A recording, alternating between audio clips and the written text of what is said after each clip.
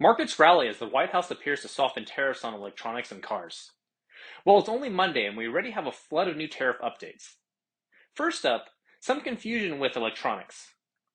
Late Friday night, US Customs released a list of tariff exemptions that included electronic items like smartphones, laptops, and TVs.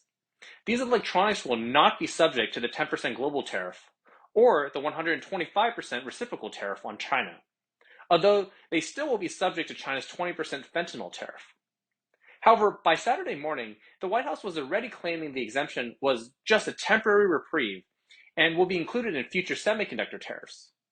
Regardless, it was perceived to be a market win for electronic makers like Apple.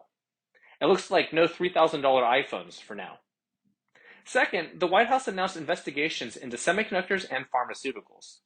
While nothing announced yet, the White House has implied the end goal of these investigations is likely to determine the tariffs on these industries. Markets seem to be largely shrugging off this for now. Investors likely hoping any tariffs would just end up being in the 25% range, similar to the targeted steel and auto ones, and not as massive as the reciprocal tariffs. And speaking of auto, finally some good news. The White House hinted they might be temporarily exempting US automakers from the 25% tariffs announced last month.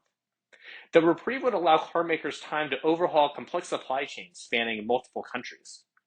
Similar to the electronics relief, the White House maintains these are just temporary, though likely are worried of public backlash from immediate price spikes.